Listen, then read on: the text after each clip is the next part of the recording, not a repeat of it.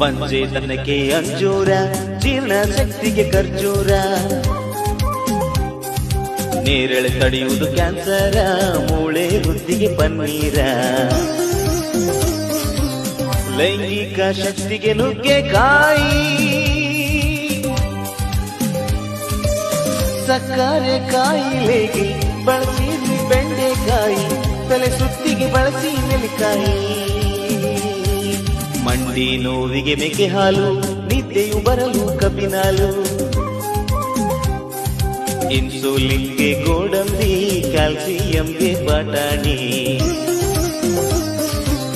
ಚರ್ಮದ ಕಾಂತಿಗೆ ತೆಂಗಿನಕಾಯಿ,